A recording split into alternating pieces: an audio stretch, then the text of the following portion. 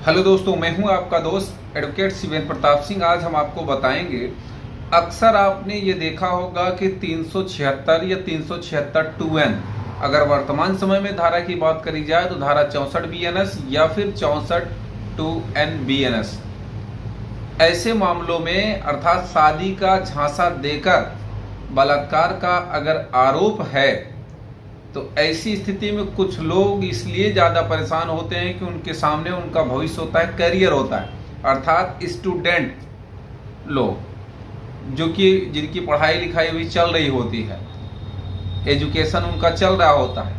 ऐसी स्थिति में किसी से प्रेम प्रसंग हो गया, संबंध बन गए या नहीं बने, प्रेम प्रसंग था, ये बात देखने को अक्सर मिलती है। और अगर शादी नहीं हुई या शादी नहीं किया गया तो ऐसी स्थितियों में FIR दर्ज होना स्वाभाविक सी बात है। FIR दर्ज हो जाती है। तो ऐसे मामलों में किस तरह आप FIR को क्वैश कराएंगे और या फिर क्या वास्तव में क्वैशिंग हो जाती है या नहीं, आज मैं माननीय सर्वोच्च न्यायालय के एक ऐसे दमदार जजमेंट को भी बताऊंगा, शेयर करूंगा आपसे, जिसमें कि इन्हीं धाराओं में मामले को क्वैश किया गया, रद्द किया गया। इसलिए रद्द किया गया कि आगे आने वाले समय में बच्चे का भविष्य है, पूरी लाइफ बची है, उसका कैरियर है, और सिर्फ कैरियर को मद्देनजर रखते हुए FIR क्वैश नहीं की गई। FIR इसलिए क्वैश की गई, उसमें भी अलग अलग ग्राउंड्स हैं, मैं बताऊंगा। जैसे कि डिले, अक्सर मैं बताता हूँ डिले FIR का, या जबरदस्ती का कोई साइन नहीं मिला। भाई आपके साथ अगर जबरदस्ती हुई तो उसका कुछ तो एविडेंस होगा। तो तमाम ऐसे कारण होते हैं जिसके तहत FIR रद्द हो जाती है, क्वैश हो जाती है।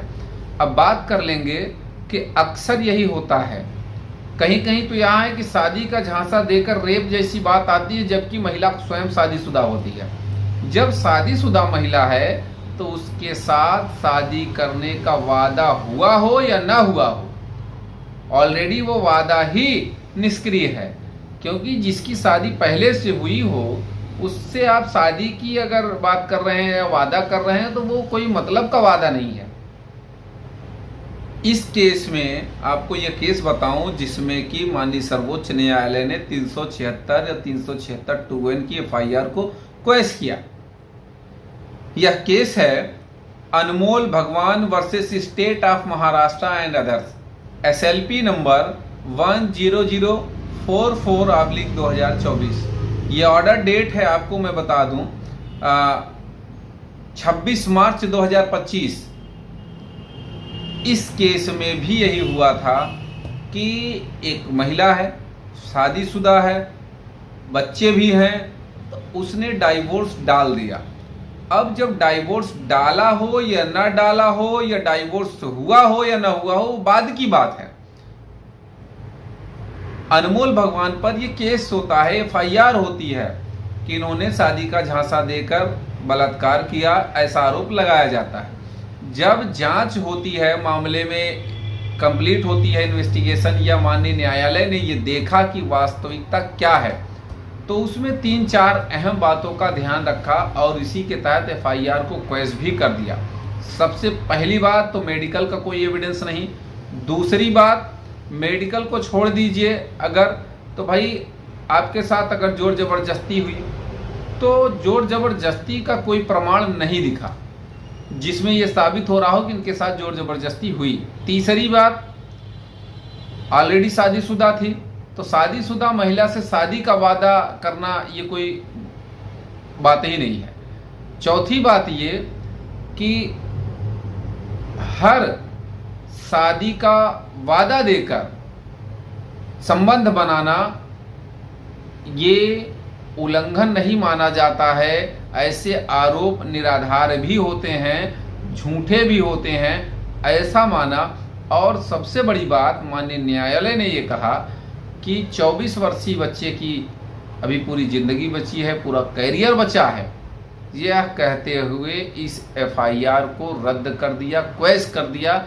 कहने का मतलब ये कि अगर आपके साथ भी इसी तरह से शादी का झांसा देकर जैसे आरोपों में आप भी हैरान हैं, परेशान हैं, तो यह जजमेंट आपके बहुत काम आने वाला है। किस तरह से क्वैशिंग होती है, क्या पूरी प्रक्रिया है और क्वेश्चन के लिए कब हाई कोर्ट या सुप्रीम कोर्ट जाना पड़ सकता है। ऐसे में तमाम वीडियो हमने पहले से बना रखे हैं कि भाई किन किन बातों का ध्यान रखना है। मेडिकल 164, 161, FIR, कभी कभी तो FIR में यह चीज़ें छिपा भी ली जाती हैं कि लड़की शादीशुदा है, बाद में बयान में आता है कि इसकी शादी भी हुई है।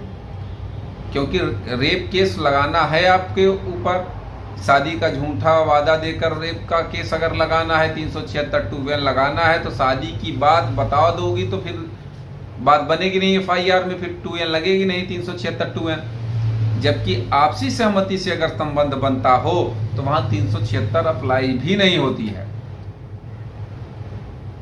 तो उम्मीद करता हूं, आशा करता हूं आज का यह वीडियो आपको बेहद पसंद आया होगा।